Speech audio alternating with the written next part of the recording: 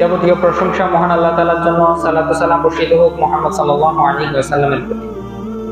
সম্মানিত মুসলিম کرام, আজকে পবিত্র জুমায় আমি খুতবার বিষয় হিসেবে আপনাদের সম্মুখে যে বিষয়টা নিয়ে আলোচনা করব সেটা হচ্ছে শাবান মাসের ফজিলত এবং শাবান মাসের করণীয় এবং বর্জনীয় আমলসমূহ।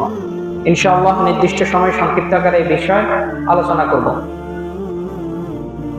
প্রথমত কিছু কথা বলে নিই। মহান আল্লাহ তাআলা পবিত্র কোরআনে বলছেন যে ওয়াসারিউ ইলা মাগফিরাতিন মির রাব্বিকুম ওয়া জান্নাতিন আরদুহা আস-সামাওয়াতু ওয়াল আরদু উইদ্দাত লিল মুত্তাকিন।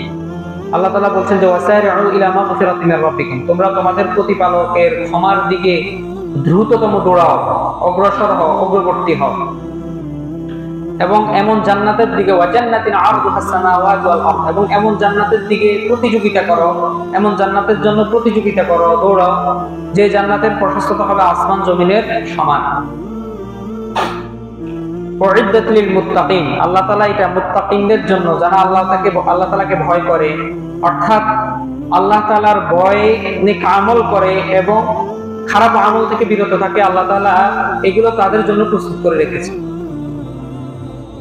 তারপর মহান আল্লাহ তাআলা আরেকটা আয়াতে বলছেন যে ইয়া আইয়ুহাল্লাযীনা আমানুত্তাকুল্লাহ, হে ঈমানদারগণ তোমরা আল্লাহ তাআলাকে ভয় করো, ওয়াবতাগু ইলাইহিল ওয়াসিলাতা ওয়াজাহিদু ফি সাবিলি, এবং তোমরা ওয়াসিলা মাধ্যম মধ্যস্থতা তালাশ করো। এখানে ওসিলার অনেকগুলা বিষয় আছে, আমি সেদিকে যাব না। যদি কখনো ওসিলা সংক্রান্ত বিষয় আলোচনা করার সুযোগ থাকে ইনশাআল্লাহ তখন বলবো। এর ওসিলা, আল্লাহ তাআলার সাথে ওসিলা করার অন্যতম একটা মাধ্যম হচ্ছে, ওসিলা চাওয়ার অন্যতম একটা মাধ্যম হচ্ছে নেক আমল করা এবং গুনাহ থেকে বিরত থাকা। এটা হচ্ছে কি ওসিলা। কেননা আমরা একটা ঘটনা জানি যে তিনজন ব্যক্তি তারা আল্লাহ তাআলার কাছে তাদের নেক আমলের এবং গুনাহ থেকে বিরত থাকার ওসিলা দিয়ে আল্লাহ তাআলার কাছে দোয়া করেছে। তো নেক আমলের মাধ্যমে ওসিলা তালাশ করা যায়, গুনাহ থেকে বেঁচে থেকে এটার মাধ্যমে কি করা যায়, ওসিলা তালাশ করা যায়। তো এর ভিতরে একটা হচ্ছে শাবান মাস। আমরা জানি যে আরবি মাস সমূহ কয়টি? 12টি। এর ভিতর অন্যতম একটি মাস, অষ্টম মাস হচ্ছে কি 8 নম্বর মাস হচ্ছে শাবান, যেটা কি রমাদানের আগে। আজকে হয়তো রজবের হয়তো সম্ভবত 29 বা 30 তারিখ হবে, আর 1 বা 2 দিন পরে কি শাবান আসবে। শাবানের পরে কোন মাস? রমাদান। তো শাবানের কিছু করণীয় এবং বর্জনীয় আমল আছে। প্রথমে আমরা আসি যে শাবান, এটার কি ফজিলত রয়েছে ইসলামের মধ্যে, শাবান মাসে কি ফজিলত আছে। আমরা সাধারণত জানি অন্যান্য মাসে, যেমন মুহররমের ফজিলতের কথা জানি, তারপরে জিলকদ জিলহজের ফজিলতের কথা জানি, রমাদানের ফজিলতের কথা জানি। তো শাবান মাসের কি ফজিলত আছে? এই ক্ষেত্রে আমি আপনাদের সম্মুখে একটি হাদিস বলবো যে উসামা ইবনে যায়েদ রাদিয়াল্লাহু তাআলা আনহু, তিনি রাসূল সাল্লাল্লাহু আলাইহি ওয়াসাল্লামকে বলছেন যে লাম আরাকা তাসুমু শাহরান মিনাশ শুহুর মা তাসুমু ফি শাবান। হে আল্লাহর রাসূল, আমি আপনাকে শাবান মাসে যত রোজা রাখতে দেখি, যত সিয়াম পালন করতে দেখি, অন্যান্য মাসে এত বেশি সিয়াম পালন করতে দেখি না। এটার কারণ কি? তখন রাসূল সাল্লাল্লাহু আলাইহি ওয়াসাল্লাম দুইটা কারণ বলেছে। একটা হচ্ছে যে যালিকা শাহরুন ইউগফালুন নাসু আনহু বাইনা রজব ওয়া রমাদান, কারণ হচ্ছে এই শাবান হচ্ছে এমন একটা মাস যেটা রমাদান এবং রজব মাসের মাঝখানে থাকার কারণে মানুষ এই মাসে কি সচরাচর আমল করার সুযোগ পায় না, মানুষ গাফেল থাকে। ইউগফালু, এখানে ইউগফালু শব্দটা ব্যবহার করে, অর্থাৎ গাফেল থাকে মানুষ। কেন গাফেল? কারণ আমরা জানি সবচেয়ে সম্মানিত মাস হচ্ছে 4টা। একটা হচ্ছে জিলকদ, জিলহজ, মুহররম, আর একটা হচ্ছে রজব। জিলকদ, জিলহজ, মুহররম একসাথে ধারাবাহিক মাস, 3 মাস ধারাবাহিক। আর একটা মাস হচ্ছে রজব। তো এই মাসে যেহেতু কোনো কি নাই, মানে যুদ্ধ বিগ্রহ থাকে না, তো মানুষ এই মাসে কি করে? আমল করে। তারপরে মানুষ চিন্তা করে যে যেহেতু শাবান মাস, শাবান মাসের পরে কি রমাদান মাস, রমাদান মাসে ভালো মতো আমল করবো, তো আর শাবান মাসকে এত কি দেয় না, গুরুত্ব দেয় না। তো মানুষ এই মাসে গাফেল থাকে, এই মাসে এত বেশি আমল কেউ করতে চায় না। তো এই জন্য আমি এই মাসটাকে কি করি? গুরুত্ব দিই, এই মাসটাকে আমি আমল করি। 1 নম্বর কারণ। তারপরে 2 নম্বর কারণ, রাসূল সাল্লাল্লাহু আলাইহি ওয়াসাল্লাম যেটা বলেছেন যে ওয়াযালিকা শাহরুন তুরফাউ ফীহিল আমালু ইলা রাব্বিল আলামিন, আর এটা হচ্ছে এমন একটা মাস, এই মাসে বান্দার বাৎসরিক যে আমল আছে এগুলো আল্লাহ তাআলার কাছে পেশ করা হয়। ওয়া আনা উহিব্বু আন ইউরফা আমালি ওয়া আনা সাইম, এই জন্য আমি এটা পছন্দ করি যে আমার আমল এমন অবস্থা আল্লাহ তাআলার কাছে পেশ হোক যে অবস্থায় আমি কি আছি, রোজা আছি। বুঝতে পেরেছেন? আমি এখানে একটা কনফিউশন আপনাদের মাঝে হয়তো সৃষ্টি হতে পারে যে আমরা অনেকেই জানি যে সাপ্তাহিক আমল পেশ হয় কোন দিনে, বৃহস্পতিবার এবং সোমবার, ঠিক আছে, কিন্তু বাৎসরিক একটা আমল আল্লাহ তাআলার কাছে কি হয়, পেশ করে।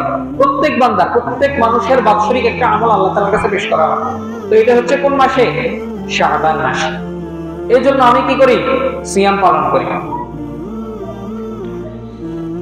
আল্লাহু আকবার। তারপরে দ্বিতীয় যে ফজিলতের কথা বলবো, যে রাসূল সাল্লাল্লাহু আলাইহি ওয়াসাল্লাম শাবান মাসের ফজিলত সম্পর্কে বলেন যে আমরা জানি শাবানের, সাধারণত আমাদের দেশে দেখবেন বিভিন্ন মুসলিম দেশে, অনেক মুসলিম দেশে দেখবেন যে শাবানের কি মধ্য শাবানে, হ্যাঁ, এটাকে কি বলে, শবে বরাত বলে। হ্যাঁ, শবে বরাতে মানুষ কি করে, আমল করে অনেক, হ্যাঁ, তারপরে কি করে, জিকির আজকার করে, ওয়াজ নসিহত করে, এটা করে থাকে।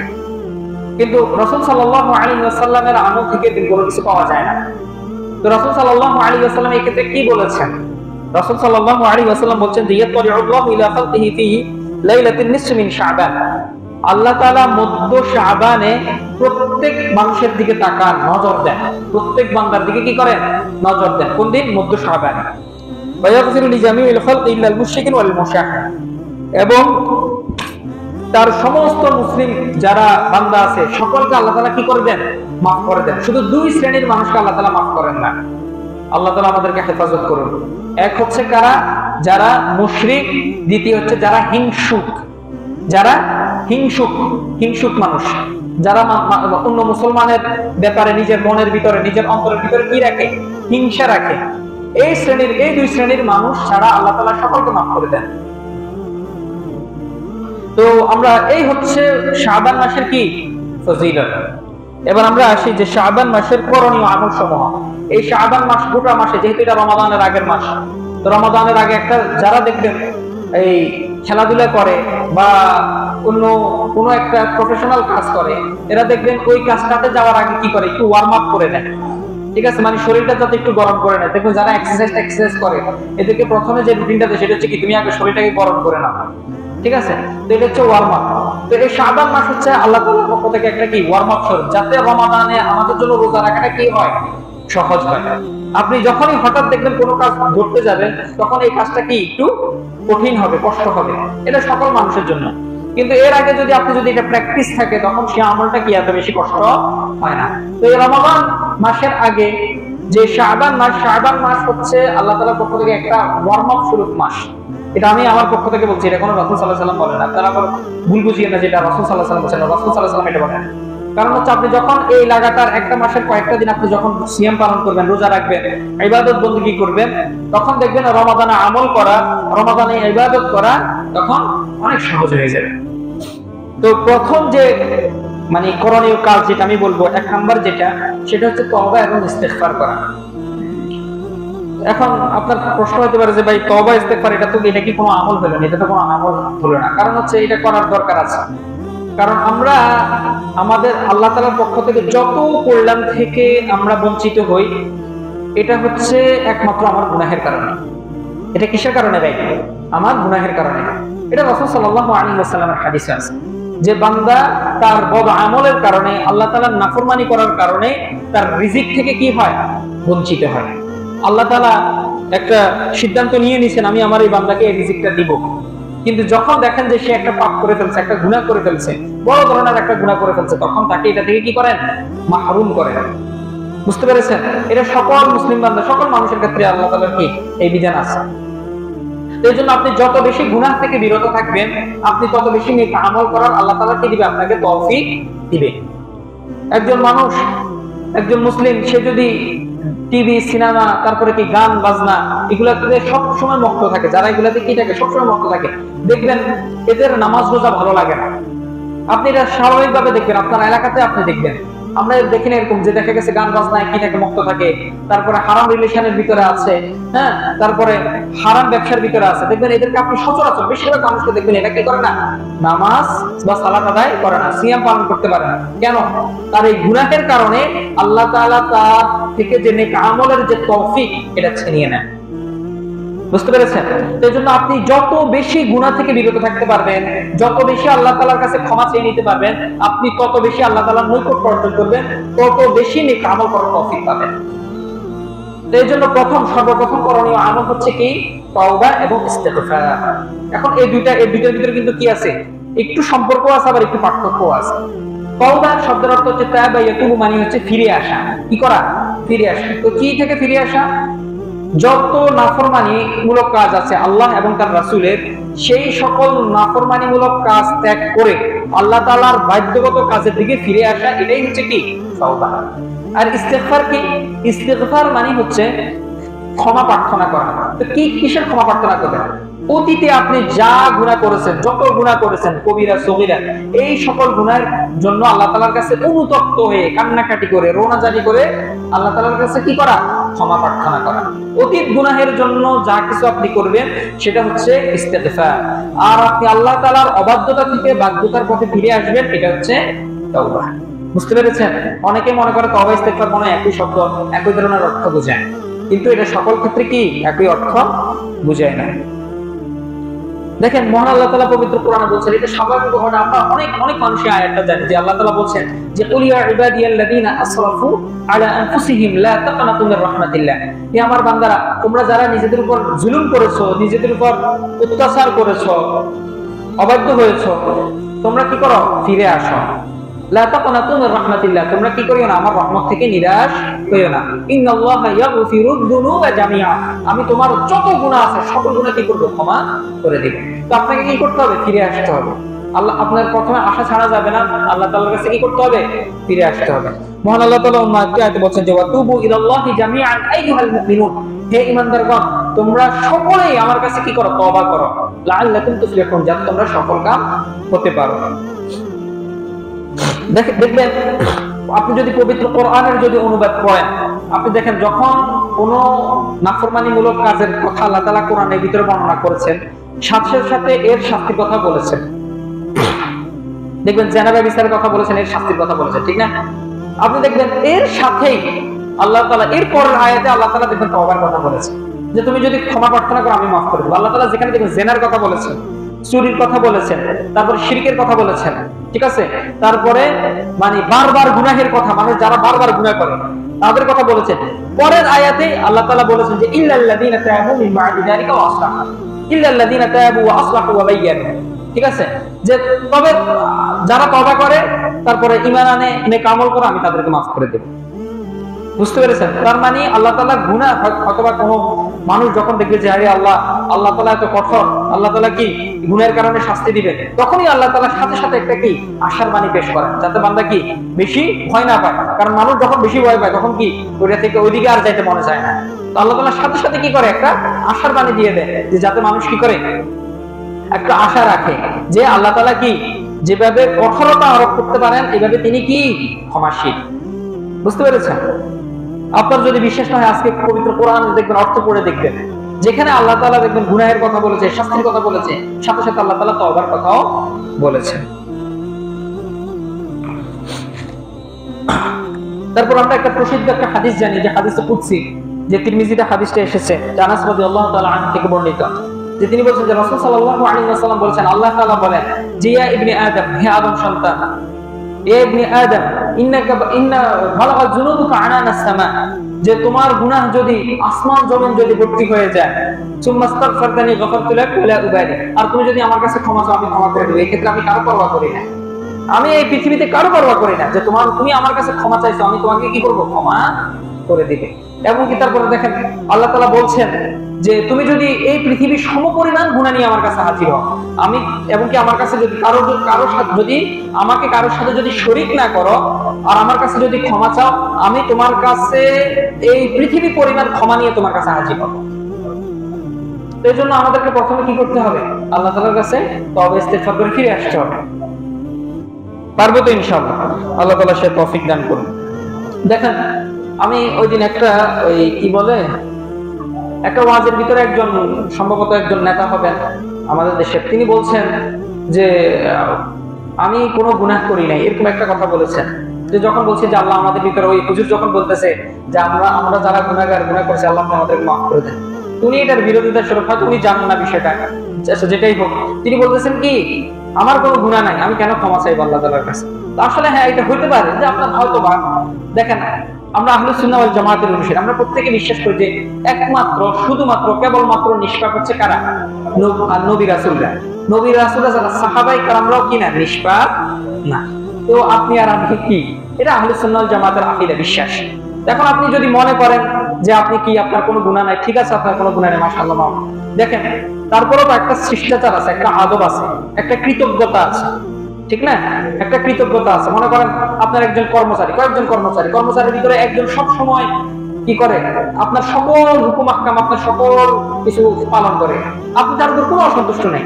তারপরেও সে যদি আপনার সাথে এভাবে কথা বলে যে স্যার কিছু মনে করিয়েন না, আমার এটা হয়তো আমার এটা ভুল হতে পারে, সে যদি আপনার সাথে এভাবে কথা বলে, আপনার কেমন লাগবে? অবশ্যই ভালো লাগবে, ঠিক না? যে এ তো কোনো অন্যায় করে না, তারপরে সে কি নিজের কাছে নিজের সর্বোচ্চ যে বিনয়ীটা সেটা আমার কাছে পেশ করতেছে। তো এটা সবসময় আমরা এই জন্যই আল্লাহ তাআলার কাছে যে ক্ষমা প্রার্থনা করি না, যদিও আমরা কি সকলেই গুনাহগার, অবশ্যই সকলেই গুনাহগার। আল্লাহ তাআলা যদি ধরেন ভাই যে তোমার এটার কারণে আমি এটাকে গুনাহ মনে করেছি, আমি আপনি কি করতে পারবো? ঠিক কি না? যে আল্লাহ তাআলা ইচ্ছা করলে আমাদের প্রতিটা কদমে কদমে গুনাহ বলতে পারে যে তোমার এটা গুনাহ হয়েছে, এটা গুনাহ হয়েছে, এটা গুনাহ হয়েছে, আমি আপনি কি করতে পারবো? কার কাছে যে মামলা দায়ের করবো? আল্লাহর জন্য। নাউযুবিল্লাহ। দেখেন তারপরে আরেকটা বিষয়, যে রাসূল সাল্লাল্লাহু আলাইহি ওয়াসাল্লামের মতো মানুষ, উনি কি নিষ্পাপ ছিলেন নাকি গুনাহগার ছিলেন? নিষ্পাপ মানুষ ছিলেন, ঠিক আছে না? এটা আহলুস সুন্নাহ ওয়াল জামাতের আকীদা, বিশ্বাস যে সকল নবী রাসূল, শুধু মুহাম্মদ সাল্লাল্লাহু আলাইহি ওয়াসাল্লাম, সকল নবী রাসূল নিষ্পাপ ছিলেন, ওনাদের কোনো ভুলভ্রান্তি হয়নি, কারণ করার নেই, আল্লাহ তাআলা কি করেন নাই? সেটা করার নেই। তারপরেও দেখবেন যে রাসূল সাল্লাল্লাহু আলাইহি ওয়াসাল্লাম, যদি বুখারী মুসলিমের হাদিস দেখি, যে রাসূল সাল্লাল্লাহু আলাইহি ওয়াসাল্লামের মতো নিষ্পাপ মানুষ দৈনিক কতবার ইস্তিগফার করতেন? 70 থেকে 100 বার। কোন কোন বর্ণনায় এসেছে 70 বার, কোন কোন বর্ণনায় এসেছে 100 বার। তো রাসূল সাল্লাল্লাহু আলাইহি ওয়াসাল্লাম কি গুনাহ করছে যে রাসূল সাল্লাল্লাহু আলাইহি ওয়াসাল্লাম এতবার ক্ষমা চেয়েছেন? এটা হচ্ছে কি উনি আল্লাহ তাআলার একজন কৃতজ্ঞ বান্দা হিসেবে নিজেকে করার জন্য, পরিচয় করার জন্য, উপস্থাপন করার জন্য, আল্লাহ তাআলা যেন সর্বদা ওনার উপর সন্তুষ্ট থাকে, সেই জন্য তিনি এটা করেছেন। যে একজন সাহাবী তিনি বলছেন যে ইয়া রাসূলুল্লাহ, আপনি এত আমল করার কি প্রয়োজন? আপনি সালাত করতে করতে আপনার কি করেছেন? পা ফুলাই ফেলছেন। আপনার আমল আল্লাহ তাআলা তো আপনার অতীত বর্তমান সকল গুনাহ আল্লাহ তাআলা মাফ করে দিয়েছেন, ভবিষ্যতের গুনাহ মাফ করে দিয়েছেন, তাহলে তো আপনি এত আমল করার কি প্রয়োজন? এত ক্ষমা প্রার্থনা করার কি প্রয়োজন? রাসূল সাল্লাল্লাহু আলাইহি ওয়াসাল্লাম কি বলছে? আমি কি আল্লাহ তাআলার একজন শুকরগুজার বান্দা হব না? সুবহানাল্লাহ। তো এই জন্য দেখেন, যেখানে রাসূল সাল্লাল্লাহু আলাইহি ওয়াসাল্লামের মতো মানুষ দৈনিক এতবার ইস্তিগফার করতে, তওবা করতে, তো সেখানে আমি আর আপনি তো আরো বেশি করে করার কথা, ঠিক কিনা? দেখ ইনশাআল্লাহ আমরা বেশি থেকে বেশি আমরা আল্লাহ তাআলার সম্মুখে এরকম নিজের অহংকারী মনোভাব পেশ করব না ইনশাআল্লাহ। আমরা প্রত্যেকেই কি গুনাহগার, কোন না কোন ভাবে আমরা কি করি? গুনাহ করে থাকি। আপনার যদি এটাতে যদি আপত্তি থাকে, তারপর আপনি সকল গুজার বান্দা হওয়ার জন্য কি করেন? ইস্তিগফার করেন। তারপরে 2 নাম্বার যে করণীয় বিষয়টার কথা বলবো যে শাবান মাসে, সেটা হচ্ছে যেটা সবচেয়ে বেশি রাসূল সাল্লাল্লাহু আলাইহি ওয়াসাল্লাম করতেন, সেটা হচ্ছে কি করা? সিয়াম রাখা। রাসূল সাল্লাল্লাহু আলাইহি ওয়াসাল্লাম শাবান মাসে সবচেয়ে বেশি কোন আমলটা করতেন? সিয়াম রাখাটা করতেন। এটা হাদিসে বেশি এসেছে। দেখেন আয়েশা রাদিয়াল্লাহু তাআলা আনহা তিনি বলছেন যে কানা রাসূলুল্লাহ সাল্লাল্লাহু আলাইহি ওয়াসাল্লাম ইয়াসুমু হাত্তা নাকুলা লা ইফতিরু, যে রাসূল সাল্লাল্লাহু আলাইহি ওয়াসাল্লাম এত বেশি সিয়াম রাখতেন যে আমরা বলাবলি করতাম, আমরা স্ত্রীরা বলাবলি করতাম, যিনি মনে হয় আর কি করবেন না, সিয়াম ছাড়বেন না, লাগাতার সিয়াম পালন করবেন। তারপরে তারা বলছেন যে ওয়াইফতিরু হাত্তা নাকুলা লা ইয়াসুমু, এবং এমন ভাবে ভাঙা শুরু করতেন যে মাঝে মধ্যে লাগাতার ভাঙতেই থাকতেন, আমরা আবার মনে করতাম ইনি মনে হয় কি করতেন না, সিয়াম পালন করবেন না। তারপরে দেখেন আয়েশা রাদিয়াল্লাহু তাআলা আনহা তিনি বলছেন যে মা রাআইতু রাসূলুল্লাহ সাল্লাল্লাহু আলাইহি ওয়াসাল্লাম ইস্তিকমালা সিয়াম শাহরিন ইল্লা রমাদান, আমি রাসূল সাল্লাল্লাহু আলাইহি ওয়াসাল্লামকে শুধু রমাদান মাসেই পরিপূর্ণ সিয়াম পালন করতে দেখেছি। অর্থাৎ রমজান মাসের রমাদানে রাসূল সাল্লাল্লাহু আলাইহি ওয়াসাল্লাম সিয়াম ছাড়তেন না, পুরো রমাদান রাসূল সাল্লাল্লাহু আলাইহি ওয়াসাল্লাম সিয়াম পালন করতেন। তারপরে তিনি বলছেন ওয়া মা রাআইতুহু আকসার সিয়ামান মিনহু ফি শাবান, তবে শাবান মাসে তিনি অধিকাংশ দিনে তিনি কি করতেন? সিয়াম পালন করতেন। অধিকাংশ বলা হয় 50% এর উপরে যদি কোনো কাজ করা হয় তখন সেটাকে কি বলে? অধিকাংশ বলে। আকসার আরবিতে তখন কি বলে? আকসার বলে। অর্থাৎ আমরা যদি 30 দিন ধরি, একটা মাস তো কি 30 দিন, তো 30 দিনের অধিকাংশ মানে কয় দিনের উপরে? 15 দিনের উপরে। তো দেখেন রাসূল সাল্লাল্লাহু আলাইহি ওয়াসাল্লাম শাবান মাসে এত বেশি সিয়াম পালন করতেন। অন্য আরেকটি বর্ণনায় এসেছে যে কানা রাসূলুল্লাহ সাল্লাল্লাহু আলাইহি ওয়াসাল্লাম ইয়াসুমু শাবান কুল্লাহ, যদিও এটার ব্যাখ্যা পরবর্তীতে সালফে সালেহিন করেছেন যে রাসূল সাল্লাল্লাহু আলাইহি ওয়াসাল্লাম পুরো শাবান মাস জুড়ে কি করতেন? রোজা রাখতেন। তো মানে এত বেশি রাখতেন যে অল্প কয়েকটা ছাড়তেন, অল্প কয়েকটা ছাড়তেন। শুরুর দিনে কয়েকটা কি করতেন? রমাদান শুরু হবে এর আগে কয়েকটা এক দুইটা ছেড়ে দিতেন। কারণ হচ্ছে যাতে রমাদানের সিয়ামের সাথে শাবানের সিয়াম একাকার না হয়ে যায়। বুঝতে পেরেছেন? হ্যাঁ। তো এই জন্য রাসূল সাল্লাল্লাহু আলাইহি ওয়াসাল্লামের এই আমলটা আমরা করার জন্য কি করব? চেষ্টা করব। যেহেতু রাসূল সাল্লাল্লাহু আলাইহি ওয়াসাল্লাম এই আমলটা করতেন, অবশ্যই এটার কি আছে? ফজিলত, আল্লাহ তাআলার কাছে এটা কি আছে? মর্যাদা আছে। তারপরে আপনার যদি মনে হয় যে ভাই আমি রাসূল সাল্লাল্লাহু আলাইহি ওয়াসাল্লামের মতো এত বেশি পারবো না, স্বাভাবিকভাবে দেখেন আমরা এখানে যারা আছি আমরা সকলে কি সমান? সকলে সমান। দেখা গেছে কারো একটু শক্তি বেশি আছে, কারো একটু কম আছে। আপনার যদি মনে হয় আপনি কি শাবান মাসের পুরোটা রাখার 20 দিন 25 দিন রাখার ট্রাই করেন, রমাদানের শেষ আগে একটা দুইটা ত্যাগ করেন। আপনার যদি শক্তি থাকে, আপনার যদি মনে হয় না আমি দুর্বল মানুষ, আমি কি করবো আর একটু কম রাখবো, আমি এতগুলো রাখতে পারবো না, অন্তত পক্ষে আপনি কি করেন? একদিন পর পর রাখেন। মনে করেন এই যে শাবান মাসের 1 তারিখে রাখলেন, 2 তারিখে কি করলেন? রাখলেন না, 3 তারিখে রাখলেন, আবার 4 তারিখে রাখলেন না, 5 তারিখে রাখলেন, 6 তারিখে রাখলেন না। এইভাবে আপনি একদিন লাগাতার পর করতে পারেন। কারণ হচ্ছে এটা হচ্ছে কার সিয়াম? দাউদ আলাইহিস সালাতু ওয়াস সালামের সিয়াম। রাসূল সাল্লাল্লাহু আলাইহি ওয়াসাল্লাম বলছেন যে আল্লাহ তাআলার কাছে সবচেয়ে প্রিয় সিয়াম হচ্ছে দাউদ আলাইহিস সালাতু ওয়াস সালামের সিয়াম। কেন? কারণ হচ্ছে যে ইয়াসুমু ইয়াওমান ওয়া ইফতিরু ইয়াওমান, বুখারীর হাদিস, যে রাসূল দাউদ আলাইহিস সালাতু ওয়াস সালাম ইনি একদিন সিয়াম পালন করতেন আর একদিন কি করতেন? সিয়াম পালন করতেন না। তো আপনি দাউদ আলাইহিস সালাতু ওয়াস সালামের সিয়ামটা রাখার চেষ্টা করেন। একে তো শাবান মাসে কি সিয়াম পালন হলো, আবার দাউদ আলাইহিস সালাতু ওয়াস সালামের সুন্নাতও কি সুন্নাতের উপর আমল হলো। তারপরে দেখেন আপনার যদি মনে হয় যে না ভাই আমার দেখা গেছে সিয়াম পালন মানে আমি এগুলো পারবো না, একদিন পর পর কি পারবো না, আমাকে আর একটু কম হলে মনে হয় ভালো হয়, আপনি অন্তত পক্ষে কি করেন? সপ্তাহে 2টা রাখার চেষ্টা করেন। কি কি বার? সোমবার এবং বৃহস্পতিবার রাখার চেষ্টা করেন। যে রাসূল সাল্লাল্লাহু আলাইহি ওয়াসাল্লাম একজন সাহাবী বলছেন যে কানা নবী সাল্লাল্লাহু আলাইহি ওয়াসাল্লাম ইয়াতাহাররা সাওমাল ইসনাইন ওয়াল খামিস, রাসূল সাল্লাল্লাহু আলাইহি ওয়াসাল্লাম সোমবার এবং বৃহস্পতিবার সিয়ামের ব্যাপারে তাগিদ দিতেন, উৎসাহ দিতেন এবং নিজে আমল করতেন। তো যখন এই ব্যাপারে এই দুইটা সিয়াম কেন পালন করেন রাসূল সাল্লাল্লাহু আলাইহি ওয়াসাল্লামকে যখন জিজ্ঞেস করা হলো, তখন তিনি বলেন যে যালিকা ইয়াওমানি তুরাদু ফীহিল আমাল ফীহিমাল আমালু আলা রাব্বিল আলামিন ফাউহিব্বু আন ইউরাদা আমালি ওয়া আনা সাইম। এই দুইটা হচ্ছে এমন একটা দিন, এই দুই দিনের সাপ্তাহিক বান্দার আমল সমূহ আল্লাহ তাআলার কাছে কি করা হয়? পেশ করা হয়। আর আমি এটা পছন্দ করি যে আমি সিয়াম পালন অবস্থায় আমার আমল আল্লাহ তাআলার কাছে পেশ হচ্ছে, এটা আমি কি করি? পছন্দ করি। বুখারীর হাদিস। ইনশাআল্লাহ আমরা এই আমলটা করার চেষ্টা করব। অন্ততপক্ষে যদি আপনার মনে যদি এত বেশি শক্তি না থাকে যে আপনি কি করতে পারতেছেন না, এই একদিন পর পর করতে পারতেছেন না, অন্ততপক্ষে কি করেন? সাপ্তাহিক 2টা রাখার চেষ্টা করবেন ইনশাআল্লাহ। তারপরে আপনার যদি মনে হয় যে ভাই আমি এটাও পারবো না, আমার জন্য এটাও বেশি কি আছে, অনেক দেখা গেছে এখানে অনেক মুরব্বীরা আছেন যে আপনার কষ্ট হতে পারে, আপনার কি হতে পারে? কষ্ট হতে পারে। কারো কারো দেখা গেছে ওই মানে ইনসুলিনের দরকার হয়, ঠিক না? তো এটা তো দেখা গেছে স্বাভাবিকভাবে রমাদান অনেক কষ্ট হয়ে যায়। তো আপনি অন্তত পক্ষে শাবান মাসে 3টা রোজা রাখেন, শাবান মাসে 3টা রোজা রাখেন। দেখেন এই ক্ষেত্রে রাসূল সাল্লাল্লাহু আলাইহি ওয়াসাল্লাম কি বলছেন? তিনি বলছেন যে সুম মিনাশ শাহরি সালাসাতা আইয়ামিন, তুমি প্রতি মাসে, একজন সাহাবীকে লক্ষ্য করে বলছেন যে তুমি প্রতি মাসে 3টা রোজা রাখো। কি হবে? ফাইনাল হাসানাতু বিআশরি আমসালিহা, কেননা প্রত্যেক সৎ আমলের কারণে কয়টা নেকি আছে? 10 নেকি। ওয়াযালিকা মিসলু সিয়ামিদ দাহর, এভাবে তুমি যদি প্রতি মাসে যদি কি 3টা সিয়াম পালন করো, তাহলে 12 মাসে কয়টা? 3 12 36, আর একটা সিয়ামের পরিবর্তে কয়টা নেকি? 10 নেকি। তাহলে এই 36 যদি আপনি 10 দিয়ে গুণ করেন তাহলে কত? 360। এই যে তুমি 360 মানে তুমি জানো সারা বছরে তুমি কি করলে? সিয়াম পালন করলে। তো আপনি অন্তত পক্ষে কি করেন? যদি সম্ভব না হয় অন্তত পক্ষে 3টা সিয়াম পালন করবেন ইনশাআল্লাহ। তবে রাসূল সাল্লাল্লাহু আলাইহি ওয়াসাল্লাম কি আমল করতেন? শাবান মাসে লাগাতার অধিকাংশ সময় তিনি কি করতেন? সিয়াম পালন করতেন। এখানে যারা বিশেষ করে যুবক শ্রেণীর মানুষরা আছেন, যুবক ভাইরা আছেন, তারা ইনশাআল্লাহ চেষ্টা করবেন বেশি সিয়াম পালন করার জন্য। দেখেন রাসূল সাল্লাল্লাহু আলাইহি ওয়াসাল্লাম সিয়ামের ব্যাপারে কি বলছেন?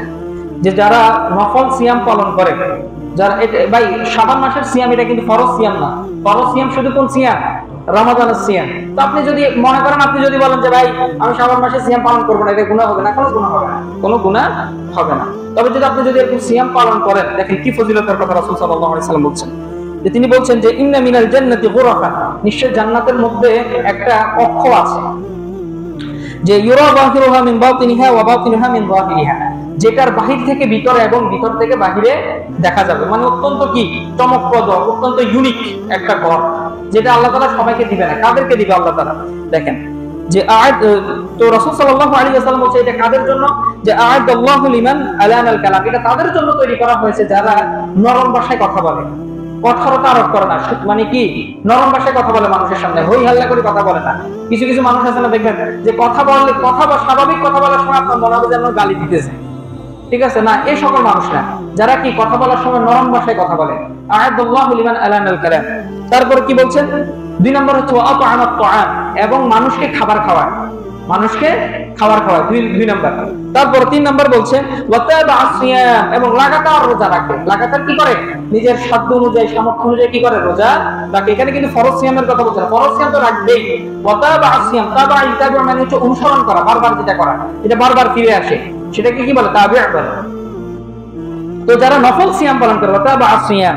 তারপর হচ্ছে ওয়াসাল্লা বিল লাইলি ওয়ান নাস নিয়াম, এবং মানুষ যখন ঘুমিয়ে থাকে তখন কি করে? রাত্রিতে নফল সালাত, তাহাজ্জুদের সালাত, কিয়ামুল লাইল আদায় করে। এই 4 শ্রেণীর মানুষ আছে যাদেরকে আল্লাহ তাআলা এরকম বিশেষ ক্ষমতা দান করবে, যেটা অন্য কাউকে দিবে না। বুঝতে পেরেছেন? তো ইনশাআল্লাহ আমরা এরকম আমল করার চেষ্টা করব, বিশেষ করে যে সিয়াম আছে, যে সিয়াম পালন করার চেষ্টা করব। তারপর দেখেন যে সিয়াম হচ্ছে এমন একটা আমল যেটা ব্যাপারে মহান আল্লাহ তাআলা বলছেন যে সিয়াম হচ্ছে এটা একমাত্র আমার জন্য, সিয়াম আমার জন্য, এটা অন্য কারোর জন্য না। বান্দা যা কিছু করে এর ভিতরে সিয়াম হচ্ছে কার জন্য? আমার জন্য। রাসূল সাল্লাল্লাহু আলাইহি ওয়াসাল্লাম বলছেন যে আল্লাহ তাআলা বলেন যে কুল্লু আমালিন ইবনি আদম লাহু ইল্লা সিয়াম, যে বান্দা, মুসলিম বান্দা, মুমিন বান্দা, আদম সন্তান যত আমল করে এই প্রত্যেকটা আমল তার জন্য, তবে সিয়াম আমার জন্য। ইল্লা সিয়াম, সিয়াম ছাড়া যত আমল আছে সবকিছু তার জন্য। তারপর রাসূল সাল্লাল্লাহু আলাইহি ওয়া সাল্লাম আল্লাহ তাআলা বলেন যে ফাইন্নাহু লি ওয়া আনা আজজি বি, আর সিয়াম হচ্ছে আমার জন্য, এটার প্রতিদান আমি নিজেই দিব। এই বুখারীর হাদিস। তারপর দেখেন রাসূল সাল্লাল্লাহু আলাইহি ওয়াসাল্লাম বলছেন যে ওয়াল্লাযী নাফসি মুহাম্মাদুন বিয়াদিহি, যার হাতে মুহাম্মাদের জীবন, লা খুলুফু ফামিস সালিয়াত ইয়ামু ইনদাল্লাহি মির রিহিল মিস্ক। সুবহানাল্লাহ। যে রাসূল সাল্লাল্লাহু আলাইহি ওয়াসাল্লাম বলেছেন যে সিয়াম পালনকারীর মুখ থেকে যে দুর্গন্ধটা বের হয়, এটা মহান আল্লাহ তাআলার কাছে মিশকা আম্বরের চেয়ে প্রিয়। সুবহানাল্লাহ। স্বাভাবিকভাবে দেখবেন যে কেউ যখন রোজা পালন করে তখন আমাদের সামনে যখন কথা বলে, এটা সবাই মুখ থেকে খুব বিশ্রী গন্ধ, এটা রোজা রাখে, যাদের রোজা রাখে মুখ থেকে খুব বিশ্রী গন্ধ বের হয়, সবাইরে বের হবে। আপনি যতই পেট্রোল দিয়ে দাম মাজেন, প্রজাব দিয়ে দাম মাজেন, কেন এটা বের হবে। কিন্তু এই দুর্গন্ধটা মহান আল্লাহ তাআলা কি বলছেন যে এটা হচ্ছে আল্লাহ তাআলার কাছে কি মিশকা আম্বর, সবচেয়ে যেটা দামি সুগন্ধি, এটার চেয়েও কি আল্লাহ তাআলার কাছে। বুখারীর হাদিস। তারপরে দেখেন যে রাসূল সাল্লাল্লাহু আলাইহি ওয়াসাল্লাম বলেন যে যারা আল্লাহ তাআলার পথে, আল্লাহ তাআলার রাস্তায় সিয়াম পালন করে তাদের কি নেকি রয়েছে। যে রাসূল সাল্লাল্লাহু আলাইহি ওয়াসাল্লাম বলেন যে মা মিন আবদিন ইয়াসুমু ইয়াওমান ফি সাবিলিল্লাহ, কোন একজন মুসলিম বান্দা যদি আল্লাহ তাআলার রাস্তায় যদি সিয়াম পালন করে, ইল্লা বা'আদাল্লাহু যালিকাল ইয়াওম ওয়াজহাহু আনিন নারি 70 খারিফা, যে আল্লাহ তাআলা তার চেহারাকে জাহান্নামের আগুন থেকে 70 বছরের দূরত্বে রাখবেন, দূরত্বে সরিয়ে দিবেন। সুবহানাল্লাহ। তারপরে সর্বশেষ সিয়ামের ফজিলতের ব্যাপারে এই হাদিসটা আপনারা অনেকেই শুনেছেন, যে রাসূল সাল্লাল্লাহু আলাইহি ওয়াসাল্লাম বলেন যে ইন্না ফিল জান্নাতি বাবান ইউকালু লাহু রায়্যান, নিশ্চয় জান্নাতের ভিতরে একটা বিশেষ একটা দরজা আছে, এই দরজাটাই কি বলে? রায়্যান। যে তারপর রাসূল সাল্লাল্লাহু আলাইহি ওয়াসাল্লাম বলেন ইয়াদখুলু মিনহু সাইমুনা ইয়াওমাল কিয়ামা, কিয়ামতের দিন রোজাদার এই দরজা দিয়ে কি করবে? প্রবেশ করবে। বুঝতে পেরেছেন? নামাজ আদায়কারী, যাকাত আদায়কারী, হজ পালনকারী, দান সদকা দানকারী এই দরজা দিয়ে যেতে পারবে না। শুধু কে যেতে পারবে? যারা সিয়াম পালন করে। লা ইয়াদখুলু মিনহু আহাদুন গায়রুহু, যে তারা ব্যতীত, রোজাদার ব্যতীত, রাসূল সাল্লাল্লাহু আলাইহি ওয়াসাল্লাম নির্দিষ্ট করে দিয়েছে, স্পেসিফিক করে দিয়েছে যে রোজাদার ব্যতীত এই দরজা দিয়ে আর কেউ প্রবেশ করতে পারবে না। তারপরে বলেন যে ইউকালু আইনা সাইমুন, একজন ঘোষণাকারী ঘোষণা দিবে যে যারা রোজা রাখতো তারা কোথায়? যারা আল্লাহ সন্তুষ্টির জন্য রোজা রাখতো, ফরজ সিয়ামের সাথে সাথে যারা নফল সিয়াম রাখতেন তারা আজ কোথায়? তখন ফায়াকুমুন, যারা রোজাদার আছে তারা সবাই দাঁড়িয়ে যাবে। যারা কি করতেন নফল সিয়াম পালন করতো ফরজ সিয়ামের পাশাপাশি, তারা কি করতেন দাঁড়িয়ে যাবেন। তারপর লা ইয়াদখুলু মিনহু আহাদুন গায়রুহু, তারা তাদেরকে যখন এক দরজা দিয়ে রায়্যান দরজা দিয়ে প্রবেশ করানো হবে, অন্য কেউ এই দরজা দিয়ে আর প্রবেশ করতে পারবে না। ফাইদা দাখালু উগলিকা ফালাম ইয়াদখুলু মিনহু আহাদুন, যখন তারা প্রবেশ করবে এই দরজাটা সাথে সাথে বন্ধ করবে। যখন সমস্ত রোজাদার এই রায়্যান নামক দরজা দিয়ে প্রবেশ করবে, তখন এই দরজাটা কি করে দেওয়া হবে, বন্ধ করে দেওয়া হবে। ফলে আর কেউ এই দরজা দিয়ে যেতে পারবেন না। বুখারীর হাদিস, বুখারীর হাদিস। হাদিসে কি তাহলে সন্দেহ আছে? কোনো সন্দেহ নেই, সহিহ হাদিস। তাহলে প্রথম 1 নম্বর কাজ কি বলেছিলাম, ভুলে গেছেন? তওবা, ইস্তিগফার। 2 নম্বর হচ্ছে সিয়াম পালন করা। এবার 3 নম্বর হচ্ছে যে কোরআন তেলাওয়াত করা। যেমন সালফে সালেহিনের আমল থেকে আমরা যেটা পাই, তারা শাবান মাসে, রমাদান মাস আসার আগেই তারা কি করতেন, কোরআন তেলাওয়াত শুরু করে দিতেন। আমরা স্বাভাবিকভাবে শুরু করি কখন, যখন রমজান আসে তখন। কিন্তু সালফে সালেহিন যারা সাহাবী ছিলেন, তাবেঈ ছিলেন, বিশেষ করে তাবেঈনরা, তারা শাবান মাসে সবকিছু বন্ধ করে দিতেন, ব্যবসা বাণিজ্য সবকিছু কমিয়ে দিতেন। শাবান মাস থেকে তাদের ব্যবসা, আমরা দেখা গেছে রোজা আসলে আমাদের ব্যবসা বাণিজ্য কি হয়, স্টার্ট হয়। কিন্তু সাহাবায়ে কেরাম, তারপর তাবেঈন, ওনারা কি করতেন, সবকিছু গুটিয়ে নিতেন। ওনারা কি করতেন না, বন্ধ, সবকিছু ব্যবসা বাণিজ্য কি করতেন, বন্ধ করে দিতেন। মানে প্রয়োজনের তাগিদে যা কিছু করা যায় তা কিছু করতেন। বুঝতে পেরেছেন? দেখেন যে আমর ইবনে কাইস রাহিমাহুল্লাহ তিনি বলছেন যে ইজা দাখালা শাবান আগলাকা হানুতাহু, যে যখন শাবান মাস আসতো, তারা যত ব্যস্ততা আছে, যত কিছু আছে, এবং নিজেদের ঘরের যে দরজাটা আছে সেটা পর্যন্ত তারা বন্ধ করে দিতেন, যে যাতে কেউ ডিস্টার্ব না করে যখন শাবান মাস আসতো। ওয়া তাফাররাগা লিতিলাওয়াতিল কুরআন ওয়া কিরাআতি, কোরআন তেলাওয়াতে এবং কোরআন পড়ার ক্ষেত্রে তারা কি করতেন, সবচেয়ে বেশি গুরুত্ব দিতেন। তারপর তারা এই মাসের নাম দিয়েছে কি, শাহরুল কুররা। শাবান মাসের তাবেঈনরা তারা এই মাসের নাম দিয়েছে কি, শাহরুল কুররা, অর্থাৎ কি কারিদের মাস। যারা কি করবেন, এই মাসে কি করবেন, বেশি থেকে বেশি কোরআন তেলাওয়াত করবেন। তো আমরা বেশি থেকে বেশি ইনশাআল্লাহ শাবান মাস যেহেতু সামনে, আমরা কোরআন তেলাওয়াত করার চেষ্টা করব। ভাই কোরআন শুধু তেলাওয়াত করবে না, যেহেতু ওনারা আরবের মানুষ ছিলেন, তাবেঈনরা তারা বেশিরভাগ কি ছিলেন, আরবের মানুষ ছিলেন। ওনারা তো কোরআন পড়লেই বুঝতেন, এজন্য তাদের জন্য আর অর্থ করার বা গবেষণা করার এই শব্দটা ব্যবহারের প্রয়োজন হয়নি। কিন্তু আমরা তো আরব না, আমরা তো আরব মানুষ, কিন্তু আমাদের জন্য কোরআন তেলাওয়াতের পাশাপাশি কি করতে হবে, কোরআন বুঝে পড়ারও কি করতে হবে, চেষ্টা করতে হবে ইনশাআল্লাহ। কারণ কোরআনের অনেকগুলো হক আছে, এর ভিতরে একটা হক হচ্ছে কোরআন নিয়ে গবেষণা করা, কোরআন তেলাওয়াত করা, কোরআন প্রচার করা।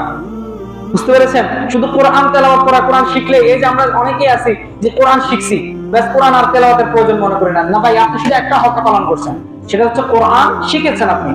তিলাওয়াত এটা অন্যতম একটা হক, আমল করা এটা অন্যতম একটা হক। কোরআন শিক্ষা দেওয়া এটাও কোরআনের একটা হক। কোরআন কিয়ামতের দিন আপনার ব্যাপারে অভিযোগ করবে, যে রাসূল সাল্লাল্লাহু আলাইহি ওয়াসাল্লাম বলেছেন যে কোরআন এটা তোমার পক্ষে হয়তো সাক্ষী দিবে, না হলে বিপক্ষে কি করবে, সাক্ষী দিবে। এটা রাসূল সাল্লাল্লাহু আলাইহি ওয়াসাল্লাম বলেছেন। আপনি যদি আমি যদি কোরআনের হক যদি পালন না করি, তাহলে কি কোরআন কি আমাদের পক্ষে সাক্ষী দিবে? ভাই কখনোই দিতে পারে না। তারপরে 4 নম্বর যে আমলের কথা বলবো সেটা হচ্ছে যে ইলম অর্জন করা। কি করা? শাবান মাস থেকে আপনি ইলম অর্জন করবেন। বিশেষ করে যেহেতু রমাদান আসতেছে, তো রমাদানে আমরা দেখা গেছে কি করব, রমাদানের অনেক মাসলা মাসাইল চলে আসে না, তো আপনি এই সংক্রান্ত আমলগুলো করতে পারেন। প্রথমত আপনি দেখা গেছে কোন একটা হাদিসের কিতাব খুলতে পারেন, হাদিসের কিতাব খুলে এই অধ্যায় রমাদান কেন্দ্রিক কি কি মাসলা মাসাইল আছে। আর আপনি যদি কোনো ফিকহের ভালো বই পান, ফিকহ মানে আপনি বাজারে গেলেন, বাইরে কি বলে আহলে হাদিসের অনেক লাইব্রেরি আছে, আপনি যদি ওইখানে যান যে ভাই রমাদান কেন্দ্রিক কি ফিকহের বই আছে আমাকে দেন, দেখবেন আপনাকে 10টা বের করে দিতে পারবে। আহলে হাদিসের আমি দেখছি এই ক্ষেত্রে অনেক খেদমত আছে, ফিকহের ক্ষেত্রে মাশাআল্লাহ। আহলে হাদিসের আমি আপনাকে একটা ফিকহের বই বলি, ফিকহুস সুন্নাহ, সহিহ ফিকহুস সুন্নাহ। বুঝতে পেরেছেন? ওনার নাম সম্ভবত কামাল, উনি একজন ইঞ্জিনিয়ার মানুষ, উনি ফিকহের বইটা দেখছেন, খুব চমৎকার ভাবে এই বইটা সাজানো হয়েছে। এই বইটা সাজানোর ক্ষেত্রে আমি এটার একটা বৈশিষ্ট্য আপনাদেরকে সংক্ষেপে বলি, যে এখানে প্রথমত কোরআনের আয়াত এনেছে। মনে করেন একটা মাসালা, কোরআনের আয়াত বলেছে, তারপরে সহিহ হাদিস বলেছে, তারপরে কোন আলেম কি বলেছে, কোন মাযহাবের কোন ইমাম কি বলেছে, এটা এনেছে। তারপরে উনি এই স্বাভাবিকভাবে মাযহাবের সকল আলেম পারে এই মাসালার সকল মাসালার ক্ষেত্রে একমত হন নাই, তো এই মাসলার ক্ষেত্রে কোরআন এবং হাদিস অনুযায়ী কোনটা অগ্রাধিকার প্রাপ্ত সেটা তিনি সমাধান দিয়েছেন।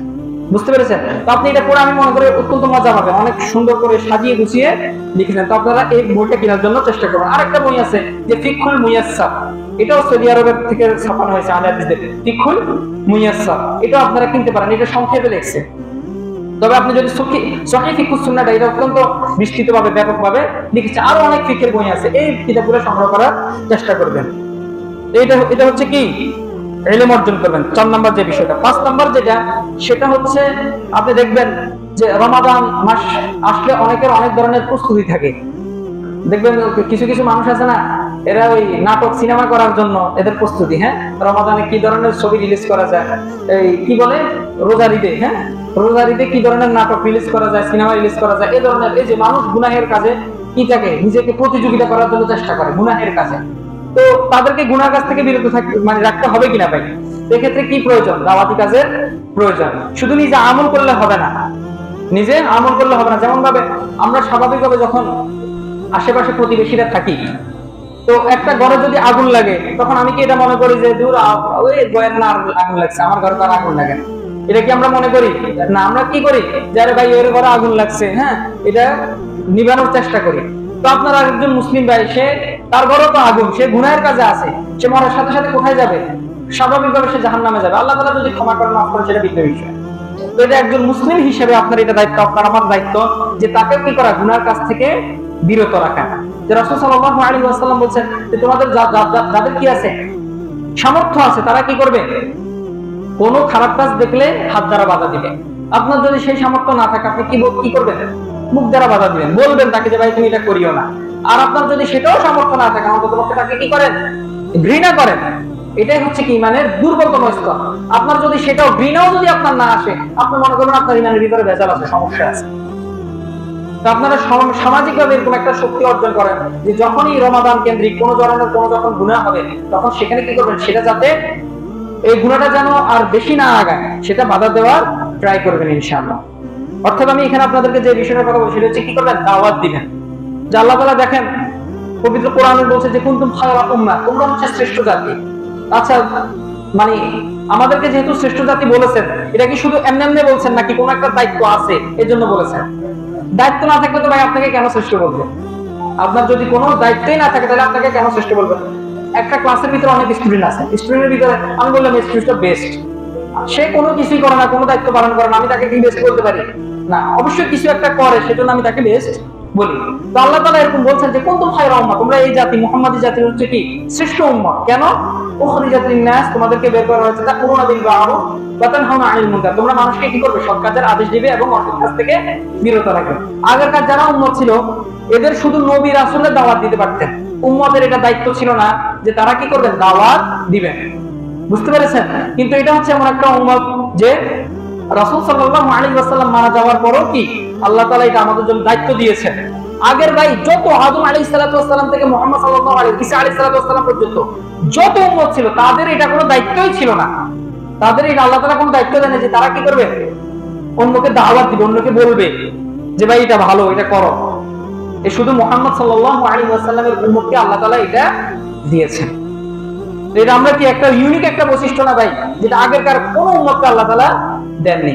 ইনশাআল্লাহ আমরা কি করব, মানুষকে যারা দেখা গেছে মানে আল্লাহ তাআলার পথ থেকে নাফরমানিমূলক কাজের দিকে চলে গেছে, হ্যাঁ, তাদেরকে ইনশাআল্লাহ ইসলামের দাওয়াত দেওয়ার চেষ্টা করব। আল্লাহ তাআলা সে তৌফিক দান করুক। তারপরে 6 নাম্বার যে বিষয়টা বলবো, 6 নাম্বার যে করণীয়, সেটা হচ্ছে দান সদকা করা। কারণ হচ্ছে ভাই, দান সদকার দ্বারা আমরা অনেকে মনে করি যে দান সদকা করলে মনে হয় কি আমার টাকা পয়সা কমে যায়, ঠিক না? এইজন্য তো আমরা অনেকে দান করতে চাই না। দেখেন রাসূল সাল্লাল্লাহু আলাইহি ওয়াসাল্লামের একটা হাদিস আছে, অনেক লম্বা একটা হাদিস, এর ভিতরে একটা অংশ রাসূল সাল্লাল্লাহু আলাইহি ওয়াসাল্লাম বলছে যে দান সদকার দ্বারা সম্পদ কমে না। রাসূল সাল্লাল্লাহু আলাইহি ওয়াসাল্লাম বলছেন যে দান সদকার দ্বারা সম্পদ কমে না। আপনার সম্পদ কখনো, আপনি কখনো গরিব হবেন না ইনশাআল্লাহ। আপনি এটা বিশ্বাস রাখেন, আপনি এটা বিশ্বাস রাখেন। আপনি দান যত করবেন, স্বাভাবিকভাবে এটা আমাদের মানে সাইকোলজি বলে যে ভাই আমার 100 টাকা আছে, আমি যদি এখান থেকে যদি 5 টাকা দিই, আমার আছে 95 টাকা, এই যে কমে গেছে। কিন্তু না, আল্লাহ তাআলা বলছেন যে এটা তোমার কমে নাই, এটা তোমার কমে নাই, এটা তোমার বাড়ছে। হয়তো আপনি যে এই যে দানটা করলেন, এটা কি আপনি আখিরাতে পাবেন না? অনেক গুণে পাবেন। তারপরে এটা যারা কি আপনার বালা মুসিবত আপনার উপর হয়তো বা এরকম কি বালা মুসিবত আসতে পারে, এই দান সদকার কারণে কি আল্লাহ তাআলা এই বালা মুসিবত দিবেন না, কেটে যাবে এটা। আর দান সদকা করার সময় কি মানে যেটা সবচেয়ে খারাপ টাকা ওইটা দিব না, যেটা সবচেয়ে খারাপ জিনিস ওটা দিব না, যেটা সবচেয়ে উত্তম আপনার যে উত্তম সম্পদ সেটা দান করার চেষ্টা করবেন। পারবো তো ইনশাআল্লাহ, আল্লাহ তাআলা সে তৌফিক দান করুন। তারপরে যে বিষয়টা দান করার ক্ষেত্রে অনেকে দেখবেন যে দান করে প্রতিদান চায়। মনে করেন দেখে যে এই এলাকার ভিতরে গরিব কি আছে, কি আমার কাজে আসে, আগে সেটা দেখে। দেখে যে যদি মনে করে যে এই তো আমার কাজে আসছে, ঠিক আছে বা এর কাজ ওরে আবার দান করে, যে যাতে এক ঢিলে দুই পাখি মারা যায় না। এই আপনার এই দানের দ্বারা কোনো ফজিলত হবে না, এই দানের দ্বারা কোনো ফজিলত হবে না। আপনি যে তাকে দান করলেন এটার দ্বারা আপনি কোনো প্রতিদান তার কাছ থেকে কি করবেন না, চাইতে পারবেন না। এই যে খোটা দাও, অনেকে আছে আবার খোটা দিয়ে দেয়, তোর বেটা ওই দিনে না আমি 100 টাকা দিলাম, ওই দিনে না 10 টাকা দিলাম, এই যে খোটা দিয়ে দেয় অনেক মানুষ, এটা করা যাবে না। তাহলে আপনার দানটা নষ্ট হয়ে যাবে। আপনি শুধু কেবলমাত্র কার সন্তুষ্টির জন্য দান করবেন? আল্লাহর সন্তুষ্টির জন্য দান করবেন। আমি অন্য কোনো প্রতিদান চাই না, আমি প্রতিদান কার কাছে চাই? আল্লাহ তাআলার কাছে চাই। তারপরে 7 নম্বর যে বিষয়টা, 7 নম্বর যে করণীয় আমল সেটা হচ্ছে জিকির আজকার করা। বিশেষ করে মাসনুন দোয়া, যে মসজিদে প্রবেশের সময় আমি খেয়াল করতেছি যে কিছু ভাই বাম পায়ে প্রবেশ করে ফেলতেছে, ঠিক আছে? এখন এটা তো একজন করে সবাইকে তো এটা মানে বলা সম্ভব না। এই যে মাসনুন আমল করার চেষ্টা করার, মানে যেগুলো দেখা গেছে রাসূল সাল্লাল্লাহু আলাইহি ওয়াসাল্লামের সুন্নাহ, যে রাসূল সাল্লাল্লাহু আলাইহি ওয়াসাল্লাম যখন মসজিদে প্রবেশ করতেন তিনি ডান পায়ে প্রবেশ করতেন এবং দোয়া করতেন, ঠিক না? আবার বের হওয়ার সময় বাম পায়ে প্রবেশ করা, বাম পায়ে বের হওয়া, দোয়া করা। তারপর বাথরুমে প্রবেশের সময় কোন পায়ে, এই যে দোয়াগুলা জিকির আজকারগুলা কি করা, আমল করার চেষ্টা করা। সালাত শেষ হওয়ার পর অনেক ভাই আছে যারা কি করে, দাঁড়ায় যায়, চলে যায়, উঠে যায়। এটা তো ভাই রাসূল সাল্লাল্লাহু আলাইহি ওয়াসাল্লামের সুন্নাহ না। রাসূল সাল্লাল্লাহু আলাইহি ওয়াসাল্লাম কি করতেন? বসে। এক সময় দেখা গেছে আমাদের মসজিদগুলো এমন অবস্থা ছিল যে বিদআতি আমল ছিল, সালাত শেষ হওয়ার সাথে সাথে মুনাজাত, তখন থেকে সবাই মুনাজাত করতো। এখন এই মুনাজাত বিদআতি কাজটা চলে গেছে, ঠিক আছে, কিন্তু যে সুন্নাহ আছে সেটাও আমরা ছেড়ে দিয়েছি। যে যারা মুনাজাত করে এটাও বিদআত করে, আবার যারা উঠে যায় এটাও কি সুন্নাহর বিরোধী কাজ করে। এটাও এটা রাসূল সাল্লাল্লাহু আলাইহি ওয়াসাল্লামের সুন্নাহ না। রাসূল সাল্লাল্লাহু আলাইহি ওয়াসাল্লাম প্রত্যেক সালাতে পড়ে, এটা সুন্নাহ ছিল যে তিনি সালাত শেষ হওয়ার পর কি করতেন, মাসনুন দোয়াগুলো আদায় করতেন। আমরা ইনশাআল্লাহ এগুলো আস্তে আস্তে শিখব। অন্তত পক্ষে ভাই আপনি যদি মুখস্থ না জানেন, মোবাইলে এখন অনেক কিছু সহজ হয়ে গেছে। আপনি হিসনুল মুসলিম যে অ্যাপ আছে আপনি এটা ইনস্টল করে নেন, ইনস্টল করে আপনি ওইখান থেকে পড়তে পারেন। আর আপনি যদি না পারেন, আমার মনে হয় না এখন এই আধুনিক সমাজে মনে হয় কেউ এই মোবাইল সংক্রান্ত বিষয় কেউ কি কম জানে, এরকম মানুষ আমার মনে হয় না যে আছে। যারা জানেন অন্তত আপনি যদি হয়তো থাকতে পারে, আপনি যদি না জানেন, যারা জানেন তাদের কাছ থেকে জেনে নেন যে ভাই হুজুর দাস কাছে বললো যে হিসনুল মুসলিমটা ডাউনলোড করতে কেমনে করে, আমার একটু দেখাই দাও, আমার একটু নামাই দাও। আপনি মোবাইল দেখে দেখি কত সুন্দর ব্যাস, এটার কি আরবি দেওয়া আছে। আমি রিকমেন্ড করবো আপনারা আরবি পড়ে পড়ে, কারণ আরবিতে উচ্চারণগুলো সুন্দর হয়। আপনি যখন বাংলা দেখে দেখে পড়বেন তখন উচ্চারণটা কি হয়ে যায়, হেরফের হয়ে যায়। অন্তত যদি আপনার সেটা যদি সম্ভব না হয়, মনে করেন অনেকে আছে আরবি করতে পারি না, অন্তত বাংলাটা কি করেন, ট্রাই করেন, আরবিটা শেখার চেষ্টা করেন, আর বাংলাটা কি করেন আস্তে আস্তে পড়েন। কিন্তু আমল করতে হবে ইনশাআল্লাহ। করবো তো? আল্লাহ তাআলা সে তৌফিক দান করুন। তারপরে 8 নম্বর যেটা বলবো সেটা হচ্ছে যে নফল সালাত, বিশেষ করে তাহাজ্জুদ সালাতের অভ্যাস করতে হবে। আপনি যদি এখন থেকে তাহাজ্জুদ সালাত, কিয়ামুল লাইলের অভ্যাস করেন, দেখেন আপনার রমাদানে যখন দাঁড়ানো, আপনাদের এখানে রমাদানে কয় রাকাত পড়েন আপনারা? 8 রাকাত পড়েন, ঠিক আছে, মাশাআল্লাহ, ভালো। হ্যাঁ, তো এই যে তখন দেখবেন যে 8 রাকাত পড়া তখন আপনার জন্য সহজ হয়ে যাবে। আপনি যখন প্রতিদিন এই আমলটা করবেন, 4 রাকাত শুরু করে দেন, আজকে থেকে শুরু করেন যে আমি আজকে 2 রাকাত পড়বো। অন্তত পক্ষে আপনার জন্য শেষ রাত্রি যদি উঠে মানে কষ্টকর হয়, আপনি শোয়ার আগে কি করেন, 2 রাকাত 4 রাকাত পড়ে ঘুমান। বুঝতে পেরেছেন? এটা আপনার জন্য অভ্যাস হয়ে যাবে। দেখবেন এটা ওয়ার্ম আপের একটা কাজ দিবে। রমাদান যখন আসবে, যখন আপনি কি তারাবি পড়বেন, তখন আপনার এত কষ্ট হবে না। আল্লাহ তাআলা সে তৌফিক দান করুক। তারপরে 9 নাম্বার যেটা সেটা হচ্ছে যে আমরা দেখা গেছে এই যে আমি একটু আগে বললাম যে আমাদের গুনাহের কারণে ভাই আমরা আল্লাহ তাআলার পক্ষ থেকে যে কি বলে নিয়ামত আছে, নেক আমলের যে নিয়ামত, এটা থেকে কি হই, বঞ্চিত হই। তো এর জন্য আমাদের গুনাহের, প্রত্যেকেই নিজের গুনাহের একটা তালিকা করবেন যে আমি কি কি গুনাহ করি। আমার সবসময় দেখবেন আমি যে সাধারণত যে গুনাহগুলো করি, অন্য আরেকজন মানুষ স্বাভাবিকভাবে হয়তো ওই গুনাহগুলোতে কি না অভ্যস্ত না, বা সেই গুনাহগুলো করে না। আমি জানি আমার কি গুনাহগুলো আছে, ঠিক কিনা? তো আপনি আপনার একটা গুনাহের তালিকা করেন যে আপনি কি মুভিতে আসক্ত, পর্নোগ্রাফিতে আসক্ত, হারাম রিলেশনে আসক্ত, আড্ডা মানে কি বলে বন্ধু বান্ধবের সাথে আড্ডাবাজিতে আসক্ত, মানে যত ধরনের আপনি জানেন নাকি নেশাতে আসক্ত আছেন, এই গুনাহের একটা তালিকা করেন। এই প্রত্যেকটা গুনাহের কথা আপনি উল্লেখ করে করে আল্লাহ তাআলার কাছে দোয়া করেন, আল্লাহ আপনি আমার এই গুনাহ থেকে আল্লাহ আমাকে বিরত রাখেন, আমি এটা করব না। এবং নিজেও চেষ্টা করেন, নিজেও কি করেন, এই গুনাহ থেকে বের হয়ে আসার জন্য কি করেন, চেষ্টা করেন। তারপর 10 নম্বর যেটা বলবো সেটা হচ্ছে যে 2টা কাজ থেকে বিশেষ করে বিরত থাকতে হবে। সেটা হচ্ছে আমি একটু আগে বললাম, একটা হচ্ছে কি শিরিক, আর একটা হচ্ছে হিংসা বিদ্বেষ, শিরিক বিদআত নাই। একটা হচ্ছে শিরিক, আরেকটা হচ্ছে হিংসা বিদ্বেষ। কেননা রাসূল সাল্লাল্লাহু আলাইহি ওয়াসাল্লাম কি বলেছেন যে মধ্য শাবান আল্লাহ তাআলা তার প্রত্যেক বান্দার দিকে তাকান, যখন দেখেন যে কি আল্লাহ তাআলা সকলকে ক্ষমা করে দেন, শুধু দুই শ্রেণীর মানুষকে আল্লাহ তাআলা কি করেন না, ক্ষমা করেন। একটা হচ্ছে মুশরিক, যারা শিরিক করে। আপনি যদি দেখা গেছে মাজার পূজায় যে কবর পূজায় যারা আছে, এরা মুসলিম নামদারি মুশরিক, নামে হচ্ছে মুসলিম কিন্তু এরা মুসলিম না। প্রকৃত এর ভিতরে আর হিন্দুর ভিতরে কোনো পার্থক্য নেই, কোনো পার্থক্য না, একদম বিন্দু মাত্র পার্থক্য না, বিন্দু মাত্র পার্থক্য নেই। যতই মনে করেন যে সে ভালো কাজ করতেছে, উত্তম কাজ করতেছে, নেকির কাজ করতেছে, তার এই আমল কোনো কাজে আসবে না। বুঝতে পেরেছেন? এক হচ্ছে মুশরিক, দুই হচ্ছে কি যারা হিংসা বিদ্বেষ, যাদের অন্তরের ভিতরে অপর মুসলমান ভাইয়ের প্রতি কি আছে, হিংসা বিদ্বেষ, হিংসা করে, হিংসুক, এই ধরনের মানুষকে আল্লাহ তাআলা ক্ষমা করবেন না। রাসূল সাল্লাল্লাহু আলাইহি ওয়াসাল্লাম এই দুইটা পাপ থেকে ইনশাআল্লাহ আমাদেরকে কি করতে হবে, বিরত থাকতে হবে। তারপরে সময় প্রায় শেষ হয়ে এসেছে, যে 11 নম্বর যেটা, সেটা হচ্ছে এটা বিশেষ করে মা বোনরা আছে না, মা বোনদের জন্য কাজে দিবে। বিশেষ করে যারা গত রমাদানে সিয়াম পালন করতে পারেন নাই, অনেক মহিলা থাকে যে দেখা গেছে তাদের যে ন্যাচারাল যে এটার কারণে অনেকে কি করে, অনেক মহিলা সিয়াম পালন করতে পারে না। তো আপনারা দেখা গেছে এই যে শাবান মাসে হচ্ছে একটা মুখ্যম সময়, এই মাসে কি করেন, অন্তত পক্ষে যেগুলো আছে 7 দিন 5 দিন যে সিয়াম গুলো আপনারা পালন করতে পারেন নাই, এই সিয়াম গুলো কাজা করেন না। আয়েশা রাদিয়াল্লাহু তাআলা, উম্মুল মুমিনিন আয়েশা রাদিয়াল্লাহু তাআলা তিনি বলেন যে আমার এমন অবস্থা হইতো যে রমাদানের কিছু সিয়াম বাকি থেকে যেত, এগুলো আমি পালন করতে পারতাম না। যখন শাবান মাস আসতো তখন আমি এগুলো কি করতাম, পালন করে নিতাম। এই জন্য যে সকল আর কোন ভাই থাকতে পারেন অসুস্থতার কারণে সিয়াম পালন করতে পারেন নাই, যদি এগুলো কাজা হয়ে থাকে এগুলো কি করবেন, শাবান মাসে আদায় করে নেবেন ইনশাআল্লাহ। তারপরে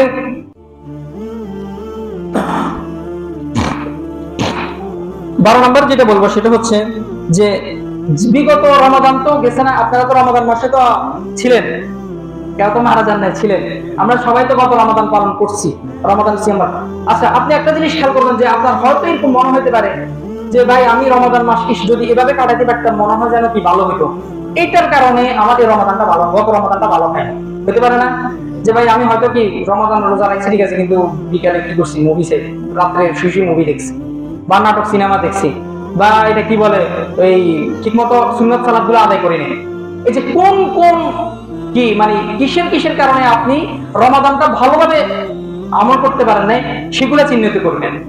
বুঝতে পেরেছেন? সেগুলা চিহ্নিত করবেন। যে আপনার বন্ধু বান্ধব অনেক সময় দেখা গেছে আমরা ওই ফেসবুকে, সে ঠিক আছে মাশাআল্লাহ রোজা রাখছে, সে দেখা গেছে ফেসবুক স্ক্রলিং করে কি করছে, সময়টা পার করে দিচ্ছে। তো এই যে আপনার এই ফেসবুক হচ্ছে আপনার জন্য বাধা। তখন এই রমাদানের চেষ্টা করবেন যে এই ফেসবুকটা কি করা যাবে না, এই শাবান মাস থেকে ট্রাই করা শুরু করে দেবেন যে আমি ফেসবুকে এত বেশি সময় দিব না, হয়তো 1 ঘন্টা দিব, নাহলে আধা ঘন্টা দিব, বা যদি মানে আনইনস্টল করে দিই, একদম ফেসবুকটা এই 2 মাস ব্যবহারই করবো না, এটা আরো ভালো। আপনার কোন কোন কিসের কারণে আপনি গত রমাদানটা ভালোভাবে আমল করতে পারেন নাই, এটার একটা তালিকা করবেন। তালিকা করে সেগুলো কি করবেন, বাদ দিবেন। বুঝতে পেরেছেন? এটা হচ্ছে 12 নম্বর। 13 নম্বর হচ্ছে যে আমরা অনেকেই আমলটা দেখা গেছে মানে করি না। অনেক মানুষ আছে যে রমাদান এই যে শাবান মাস দেখা গেছে আসবে, মানে চাঁদ দেখার যে একটা আমলটা, সালফে সাহালিন কিন্তু এর আমল করতেন। যে তারা কি করতে, আমরা কি করি, হয়তো এই রমাদান চাঁদ উঠছে কিনা এটা ওই ফেসবুকে দেখি, হ্যাঁ, বা খবরের দিকে তাকায় দেখে যে চাঁদ উঠছে কিনা। এটা কিন্তু সালফে সাহালিন তো ওই সময় তো ফেসবুক টিভি এগুলো তো ছিল না, ওনারা কি করতেন, চাঁদ দেখতেন, সরাসরি দেখতেন। তো আমরা ইনশাআল্লাহ আমলটা করবো, ঠিক আছে? চাঁদ দেখার যে আমলটা, হ্যাঁ, আমার মনে আছে আমি যখন ছোট ছিলাম তখন সবাই মিলে এরকম চাঁদ দেখার এটা আমলটা ছিল, গ্রামের গঞ্জে এটা ছিল। তাহলে এটা হারাই গেছে, এটা নাই। আপনাদের হয়তো থাকতে পারে যে চাঁদ দেখা, তারপর চাঁদ দেখার একটা দোয়া আছে না, হ্যাঁ, এটাও আমল করার চেষ্টা করবেন ইনশাআল্লাহ। সর্বশেষ যেটা 14 নম্বর, সেটা হচ্ছে কি এই যে রমাদানটা যেন আপনি ভালোভাবে কাটাতে পারেন, উত্তম ভাবে কাটাতে পারেন, এই জন্য আল্লাহ তাআলার কাছে কি করতে হবে, দোয়া করতে হবে। কারণ হচ্ছে ভাই মুসলিম মুমিনের হাতিয়ার হচ্ছে দোয়া। দোয়ার দ্বারা এরকম হয়েছে যে মুসলিমরা যে যুদ্ধ পরাজিত নিশ্চিত, সেই যুদ্ধটা কি হয়ে গেছে, তারা জয়লাভ করে দিয়েছে। তারা এটা কল্পনাও করতে পারে নাই। তো আপনার এই যে দোয়ার মাধ্যমে ইম্পসিবলটাকে পসিবল করে নিতে হবে ইনশাআল্লাহ। বুঝতে পেরেছেন? আল্লাহ তাআলা সে তৌফিক দান করুন।